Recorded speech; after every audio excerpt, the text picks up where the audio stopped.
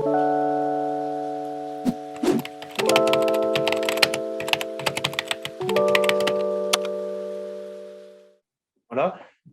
Peut-être pour lancer la discussion, Julia, je voulais tu réagisses un peu à ce qui a été dit sur les dimensions de gouvernance. Alors, Julia, tu pourras te présenter rapidement par rapport à ton activité dans le bureau d'études Expo.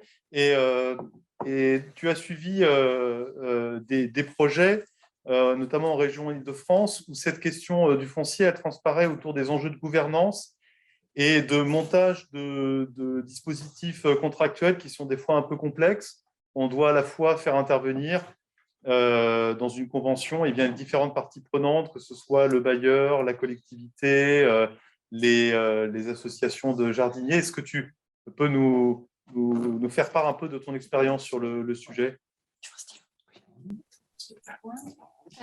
Oui, bonjour à toutes et à tous. Merci Roman pour cette invitation. Donc effectivement, moi je coordonne un bureau de recherche et expertise en agriculture urbaine qui a été créé en 2015 par Christine Aubry, chercheuse à l'INRAE et fondatrice de l'équipe agriculture urbaine.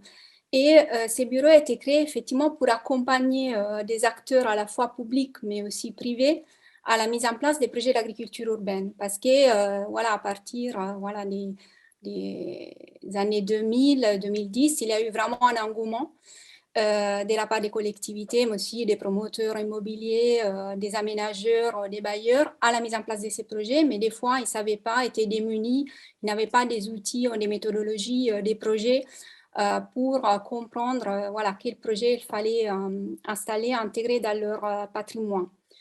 Donc, nous, on a développé effectivement un itinéraire méthodologique des diagnostics territoriaux qui vise à la fois à faire un peu un diagnostic à l'échelle du site, donc on prend les caractéristiques techniques, agronomiques du site, mais aussi d'élargir cette analyse à l'échelle du quartier et de la ville pour voir comment ces projets d'agriculture urbaine pouvaient s'y intégrer. Et donc, voir quelle est la forme aussi d'agriculture urbaine. On a pu voir à partir aussi des présentations qu'il a eues ce matin, qu'il a une certaine diversité de formes, qu'il a des fonctions prévalantes différentes, même si voilà, les projets d'agriculture urbaine, on peut les considérer des projets multifonctionnels et des projets des territoires dont c'est très important effectivement leur ancrage à l'échelle du site, mais aussi du quartier. Donc effectivement, on s'est retrouvé dans différentes configurations. Donc, on accompagne effectivement des collectivités, mais aussi des bailleurs, mais aussi des promoteurs. Et donc, la question du foncier est centrale, à la fois pour comprendre en fait quel type de foncier on a, donc quelles sont ses qualités. Qualité, si c'est un foncier, donc plantaire ou agronomique, mais aussi ses caractéristiques un peu techniques si on parle des toitures. Donc, on s'est trouvé confronté aussi la propriété. Est-ce que la propriété du foncier est publique ou privée? La dominalité, c'est-à-dire est-ce qu'on se trouve sur un domaine public ou privé? Et effectivement, qui est le propriétaire, mais aussi qui est le gestionnaire du site. Parce que des fois, on se trouve, par exemple, dans des situations où la collectivité, où le bailleur, par exemple, est propriétaire du site, mais la gestion est renvoyée à la collectivité ou vice-versa. Donc, il faut prendre en compte, effectivement, qui sont toutes les parties prenantes. Et là, ça détermine aussi les modalités de contractualisation. Ils ne sont pas les mêmes, ils sont différents.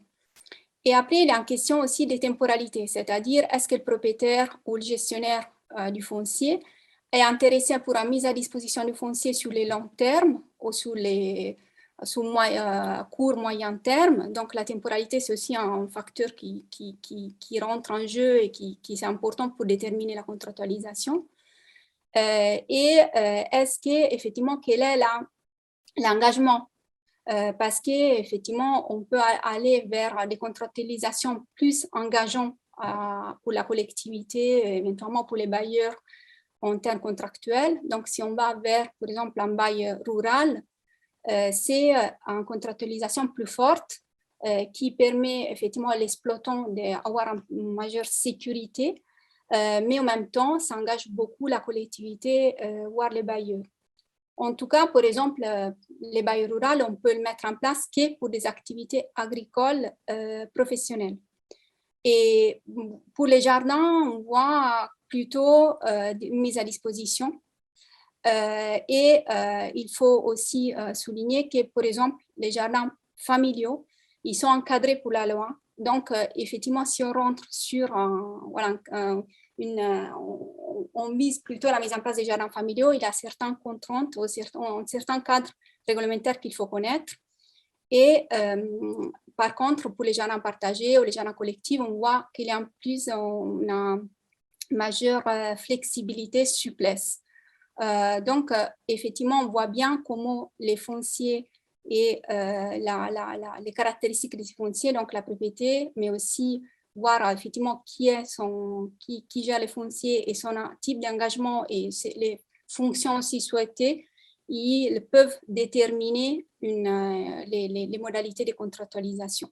Après, on va, et voilà, je termine juste pour porter un élément aussi en plus. Comme je l'ai dit, la temporalité, c'est très important, à la fois pour voir quel type d'engagement les propriétaires du foncier veulent aussi mettre, mais aussi pour les types de projets d'agriculture urbaine, parce qu'il y a certains types de projets qui demandent un investissement important, donc c'est important d'avoir aussi une certaine sécurité foncière, et d'autres qui sont plus des projets qui peuvent être aussi transitoires, temporaires.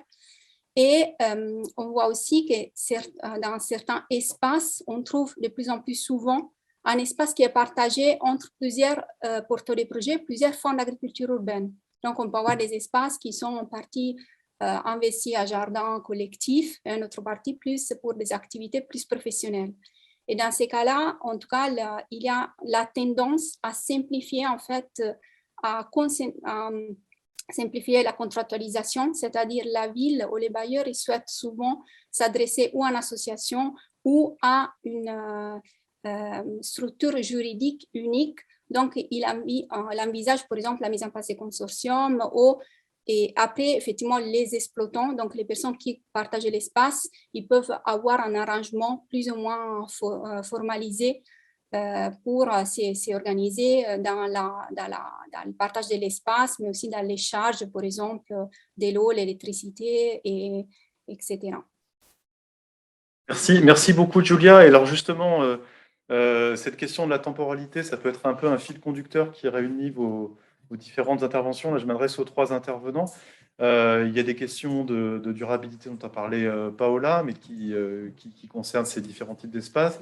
Il y a des différences de temporalité entre la vie associative, par exemple, autour des jardins, et puis les politiques de préservation. Et au niveau de l'espace domestique et de l'espace privé, il y a aussi la question de la préservation de ces espaces sur le long terme et de leur pérennité. Est-ce que vous avez envie un peu de réagir par rapport à cette question des différents pas de temps possibles? Qui veut se lancer? Mehdi, tu parlais aussi des menaces très, très concrètes qui concernent certains espaces de jardin qui sont menacés aussi par des projets. Par rapport à la question, je ne sais pas exactement ce que je vais dire, parce que la diversité des formes de jardin qui peut exister fait que les temporalités vont être différentes. Le rythme, merci. Le rythme qu'il va y avoir par rapport à une mobilisation d'une dynamique collective, ça peut varier. On peut arriver à une collectif autonome très très rapidement, en 2 mois, 3 mois, comme ça peut prendre beaucoup plus de temps si le collectif n'est pas suffisamment mature. Il y a des choses qui se jouent, on voit quand on anime des réunions, quand on anime des ateliers, sur le fait qu'il y a des personnes qui commencent à se connaître entre elles, qu'il y a des systèmes d'entraide qui se formalisent plus ou moins, qu'il y a des rapports de voisinage aussi qui s'établissent, qui font que les projets vont, l'étape de co-construction va durer assez longtemps. Ensuite, la pérennité, ça va dépendre effectivement de la présence de la fonction d'animation.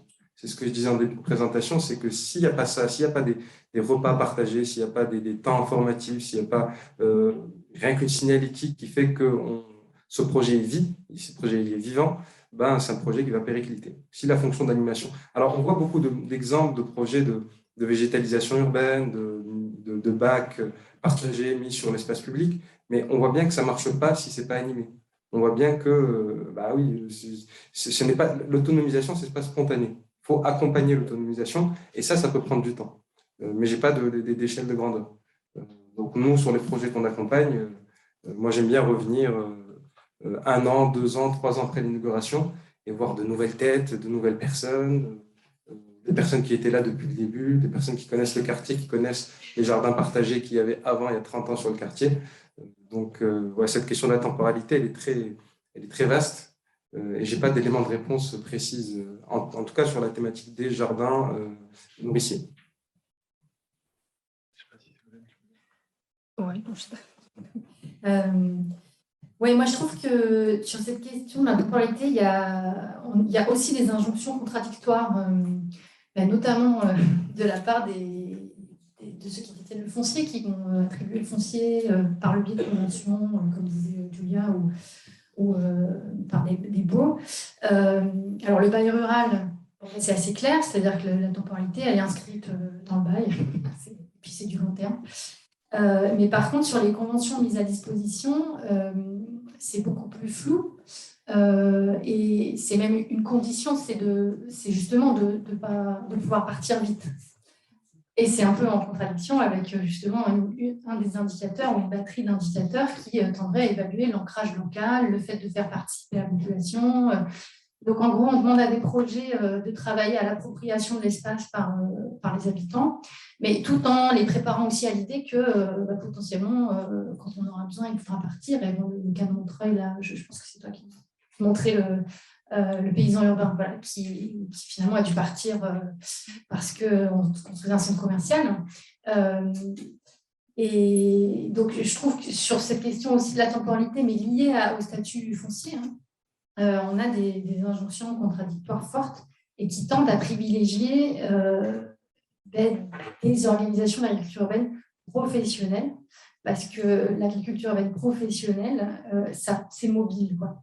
Donc, paysans urbains, c'est ça. On a tout un tas d'exemples qu'il faudrait regarder à plus long terme. Et du coup, le cas des jardins partagés, on le trouve très intéressant parce qu'ils sont plein là-dedans. C'est-à-dire qu'ils sont vraiment sur des conventions souvent précaires. C'est inscrit dans la convention qu'il faut partir. Mais pourtant, on leur demande de faire de l'ancrage, de l'appropriation. Donc là, voilà, je pense que pour le coup, c'est du terrain super pour travailler là-dessus.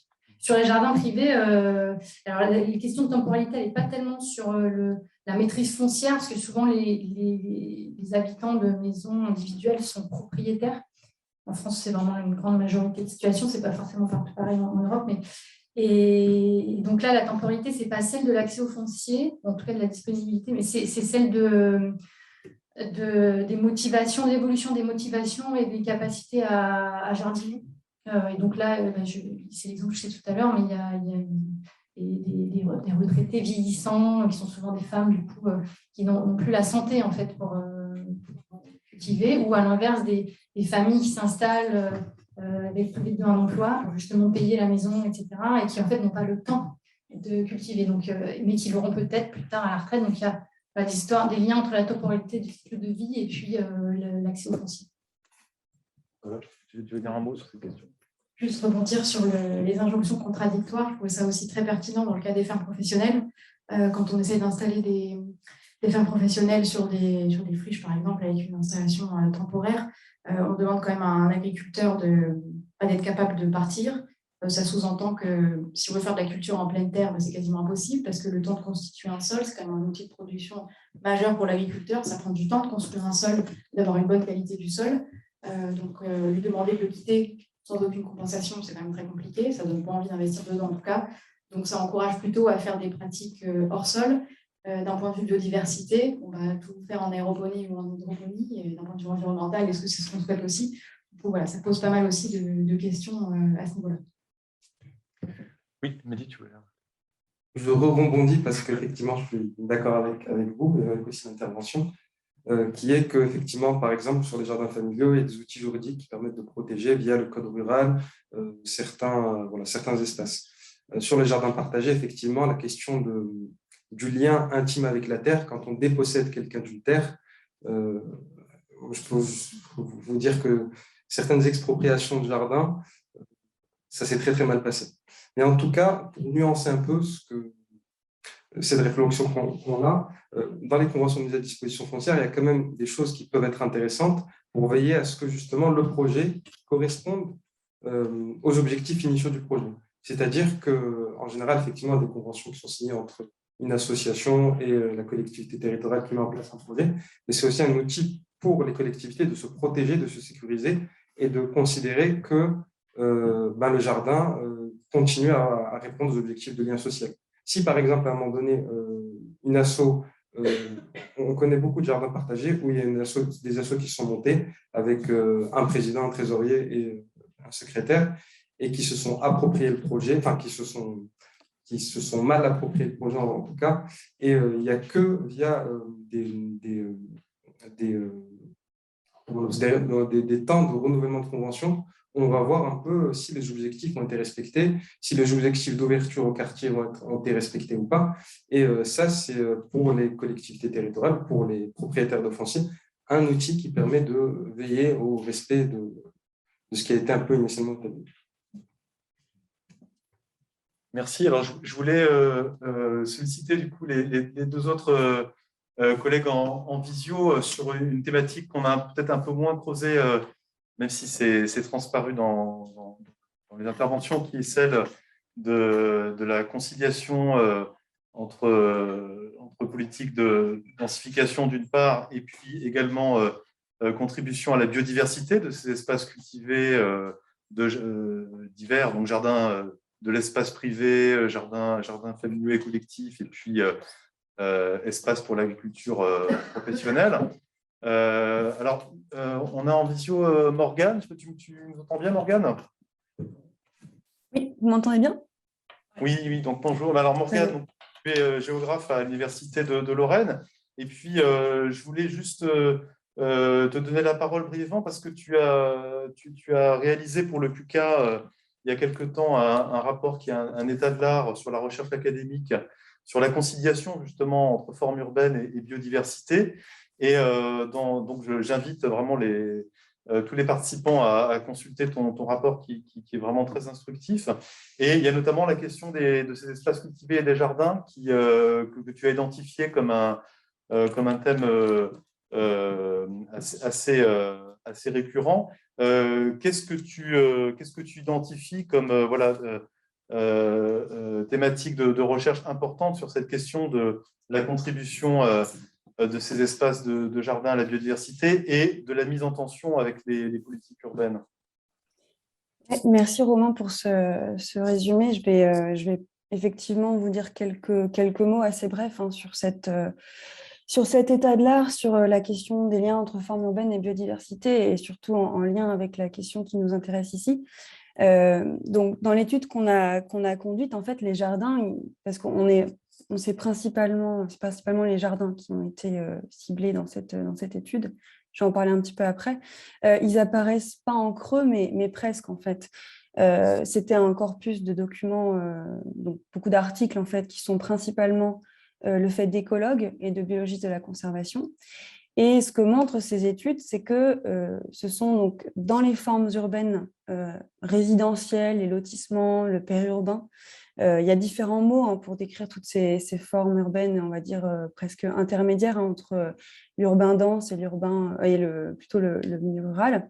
Et le point commun, en fait, c'est l'importance des parcelles de jardins privés. Et en particulier, une partie des auteurs qui s'intéressent aux questions de superficie.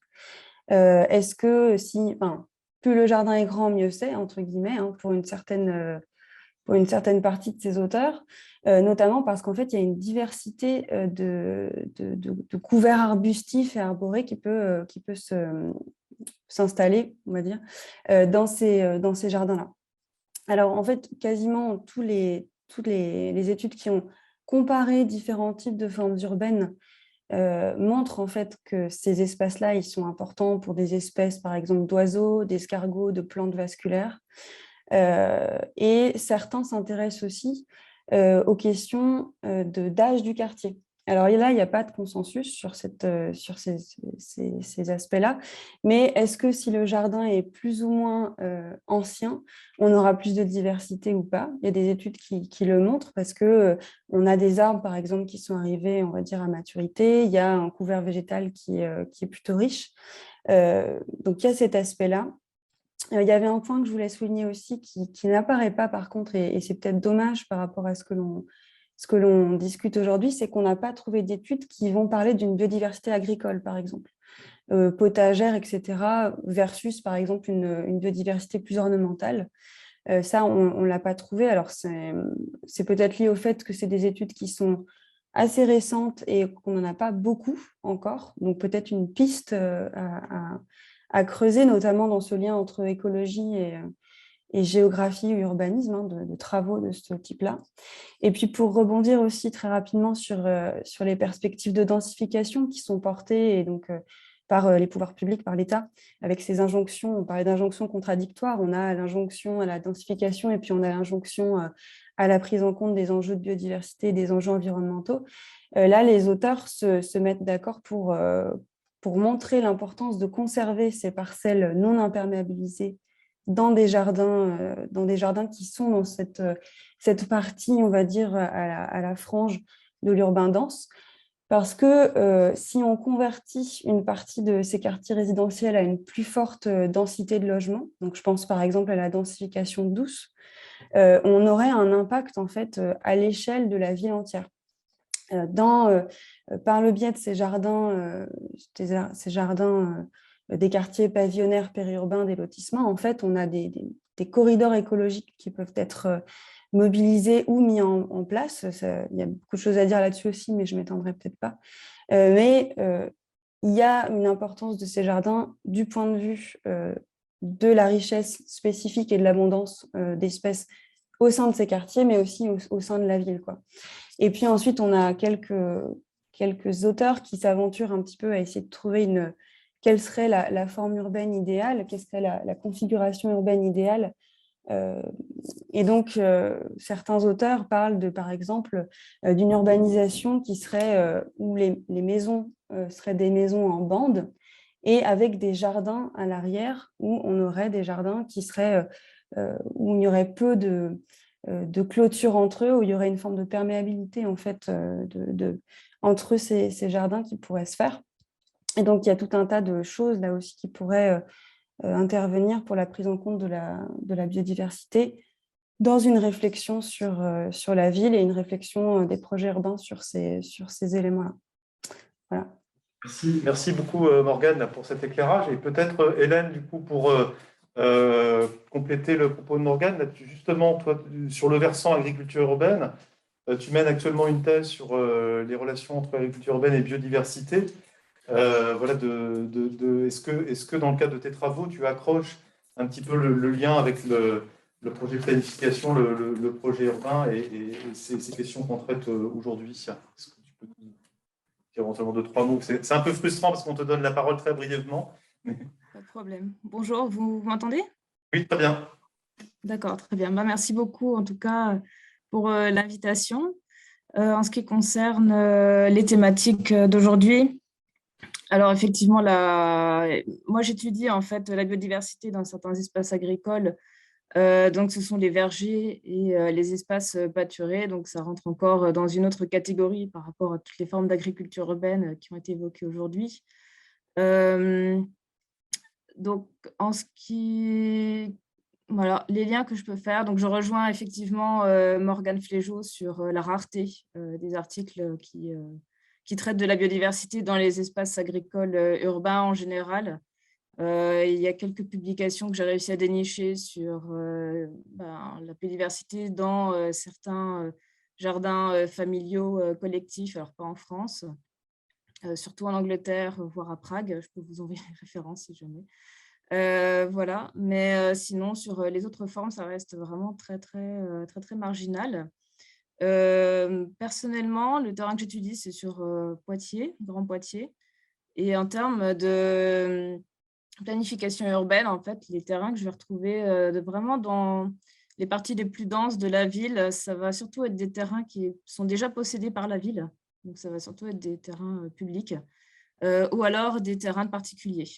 Des personnes, voilà, à l'instar des jardins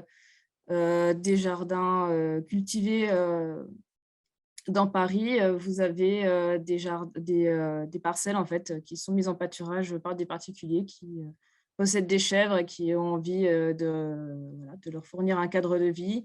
Vous avez aussi des particuliers qui veulent cultiver, faire pousser des arbres sur leurs parcelles. Donc là, c'est en termes de pérennisation, là, j'en suis encore à la phase d'entretien avec ces personnes-là, donc je n'aurai pas de conclusion à vous apporter là-dessus. Mais c'est évidemment la question de la pérennisation de l'histoire de la parcelle, de justement son ancrage dans le quartier, dans les alentours, en tout cas dans le paysage, va être pris en compte aussi pour voir si ces paramètres-là vont avoir des conséquences sur l'état de la biodiversité sur ces espaces agricoles. Merci Hélène. Alors, sur cette question du lien des différentes fonctions de ces espaces cultivés, jardins et fermes urbaines, alors Ségolène, sur l'impact sur la biodiversité, il y a la question que soulevait Morgane de la biodiversité cultivée et de la conciliation entre le fait que les jardins domestiques peuvent être des supports de biodiversité cultivée et sauvage. Dans quelle mesure ça peut être aussi un objet de recherche?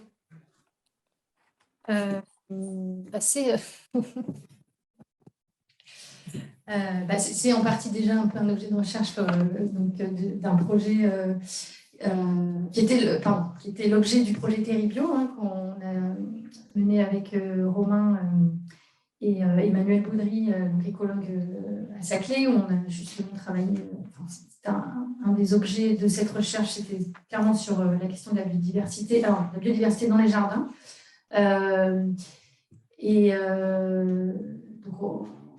Cette recherche a été très perturbée par le confinement parce que du coup, il y avait plein de relevés au jardin qui devaient être faits. Et donc, c'est cette partie-là, finalement, plus écologique.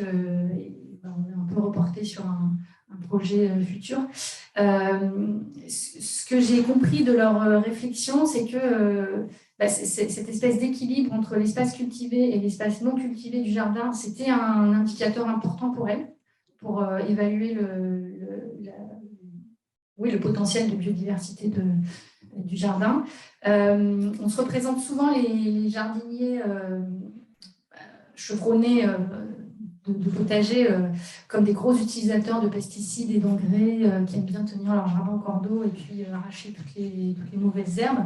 Bon, en fait, c'est beaucoup plus nuancé que ça et parfois même c'est l'inverse, c'est-à-dire qu'ils ont à travers la culture, ils ont une sensibilisation au vivant en général. Alors, c'est sûr que dans le carré potager, souvent, c'est bien tenu.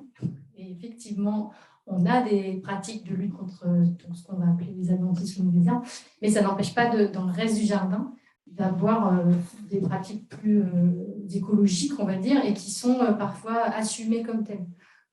Avec des hôtels insectes qui sont mis à un autre endroit du jardin, mais parce qu'on a bien conscience que dans ce jardin, il y a de la circulation de faune, de hérissons, d'oiseaux, et que finalement, il y a clairement des modes de gestion différenciés. Mais j'ai l'impression, de quelques enquêtes qu'on a commencé à faire, que ça peut aussi être le support d'une sensibilisation aux questions écologiques. Et puis, ils ont, tout comme dans les jardins familiaux, les particuliers dans leur jardin ont très vite adopté des pratiques sans éléments de synthèse. Alors, soit depuis longtemps parce que ça coûte cher, soit maintenant parce que c'est interdit par la loi. Mais le basculement se fait aussi très vite. On sait que ça s'est fait très très vite dans les jardins familiaux, mais en tout cas dans les discours et dans ce qu'on nous dit au jardin, cette question des pratiques agroécologiques est très présente, même pour les jardins bien productifs. Et Mehdi, dans le travail de médiation sociale que tu fais dans la SCOP, il y avait une dimension aussi éducation et sensibilisation à la biodiversité qui semblait assez présente aussi. Oui, en effet. Alors, souvent, les personnes qu'on va retrouver sur des projets de jardin partagés, jardin collectif, il va y avoir un fort enthousiasme en ce moment sur la permaculture, sur l'agroécologie, et donc, en fait, on met juste en lumière les compétences des uns et des autres sur cette thématique-là. Et je sais qu'il y a, par exemple, sur certains jardins partagés, celui de Dijon notamment, ou bien que tout le monde a été formé là-dessus, on s'est retrouvé avec une personne, avec son bidon de Roundup.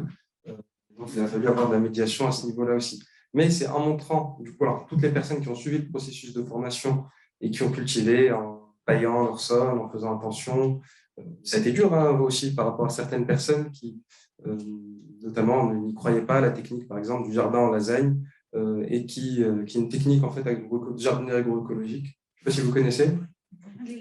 Bon, ben, vous viendrez suivre une formation sur le jardinage en lasagne qui fait qu'on peut rendre fertile un sol, mais de manière générale. Alors moi, je pensais qu'il y avait des études, des recherches, des publications autour justement de la biodiversité cultivée dans les jardins partagés, dans les jardins familiaux.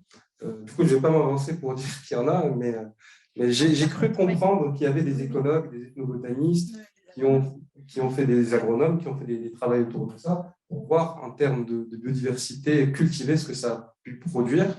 En tout cas, les personnes que je connais me disent qu'il y a une biodiversité cultivée qui est assez riche et assez intéressante sur le projet de jardin partagé, de jardin familial. J'espère que je ne dis pas une bêtise. C'est la manière dont tu l'intègres. Par rapport à la biodiversité cultivée, ça dépend vraiment du type de ferme. Hein, parce que voilà, il y a des fermes qui sont plutôt spécialisées où là, on n'a pas du tout de biodiversité. Si on est 100% fraisier, bah, voilà. Après, ça dépend vraiment des fonctions attendues de la ferme. Mais c'est vrai que c'est plus sur des fermes à vocation pédagogique où on a plus de diversité dans la production. On va moins se spécialiser, on a peut-être des rendements un peu plus faibles, mais ce n'est pas l'objectif de la ferme de produire beaucoup. Donc voilà, là, le but, c'est plus d'être un support d'activité pédagogique. Oui, bah, je pense que là-dessus, moi, j'ai en tête les travaux de Jeanne Pourrias, qui a travaillé sur les carnets de récolte, et du coup aussi Vercan, qui a travaillé sur les jardins s'intègre dans un gros projet de recherche sur le système alimentaire. Et donc, ils ont aussi travaillé avec le carnet de récolte, dans lequel on note toutes les variétés, espèces.